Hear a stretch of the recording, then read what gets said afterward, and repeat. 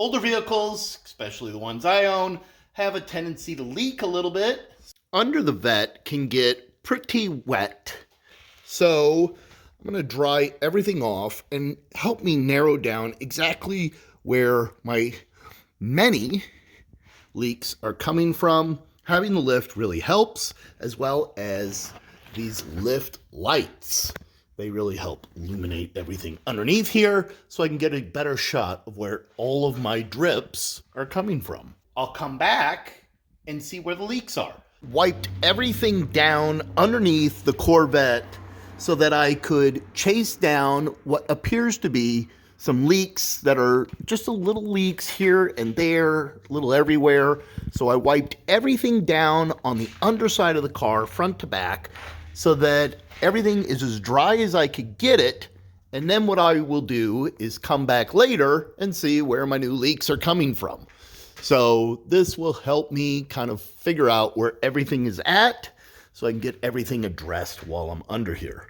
This is where having the lift really helps and pays off, because I can get underneath the vet, which has a really low ride height. Without much difficulty, I bring it up so that I can stand comfortably underneath it, reach everything I need to, and just wipe, wipe, wipe. Having the lift lights underneath the lift really helps pay off too, because it helps illuminate everything underneath the car so that I can really see what I'm doing work-wise. If I need to do anything a little bit brighter or get into some areas that it doesn't get into, like if it's up deeper into the engine bay, I do have a handheld shop light that really helps me get in there. It's kind of like a wand. The wand really makes a big difference, and it's super bright with all those LEDs. Basically, it'll blind you if you're not paying attention and shine it right in your face. Floor is all boogered up from cleaning and whatnot. Some of the substrate was dropping, so I'll have to clean this all up before I'm done for today. Having my safety glasses is a number one, as well as my rag and my gloves, so that I can make sure everything stays nice and clean and I don't get any gunk in my eyes. Since I'm under the vet doing some things today, I'm going to go ahead and work on the emergency brake. It could be a little bit tighter, and by a little bit, I mean a lot of it, because the emergency brake's pretty much non-existent, and I want to make sure it's working. And the cables, they're a bit loose. So I think if I just tighten this down a bit, it's really going to make a big difference. And again, simple fixes that the lift really make happen that wouldn't be possible without it. Real simple. The spring is good. The cables are all good. When I pull on it, I do get some movement, so it's not like they're frozen in there. I don't think that's the problem. I think it's literally just, it's got no tension.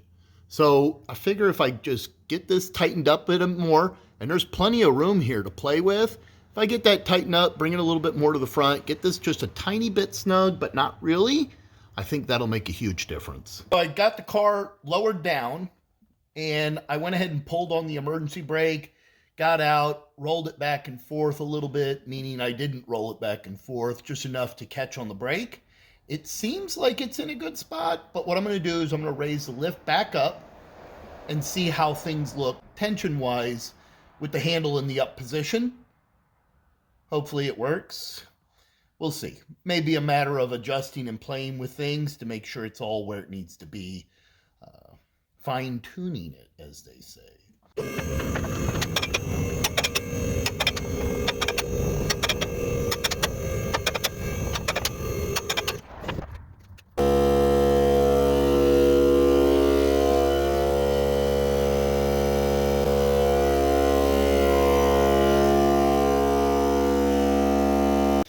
I noticed the heat shield for this part of the exhaust was rubbing on this cable. So what I went ahead and did was gave it a little bit of a push just to bend it down just a little bit to give it that clearance it needs. Obviously, that's not a problem on the driver's side. The dual exhaust runs all the way on the passenger side. Once it gets over here by the transmission, it Y's out and it runs up to the engine.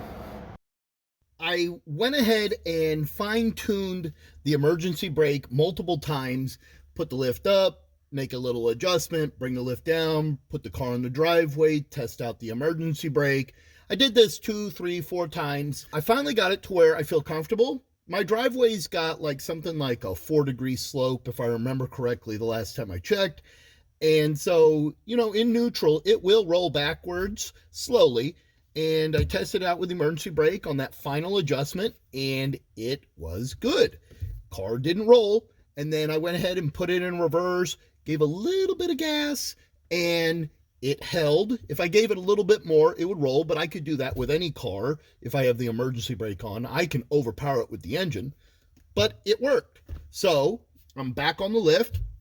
I got my wheel chalked on both ends on the back, and I'm going to go ahead and set my emergency brake. So I'm ready to rock and roll. I'm going to put this back up in the air and call it good.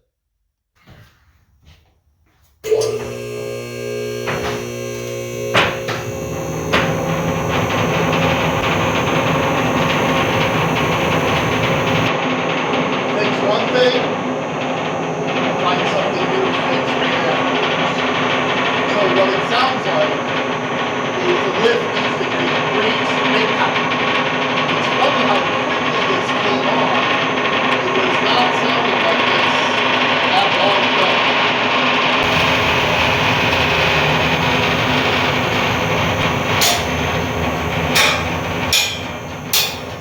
Hope my neighbors don't bother too much.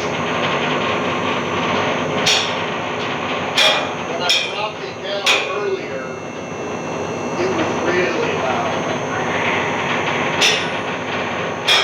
So I'll get this greased up in the next day or two. Hopefully that's a quick, easy fix.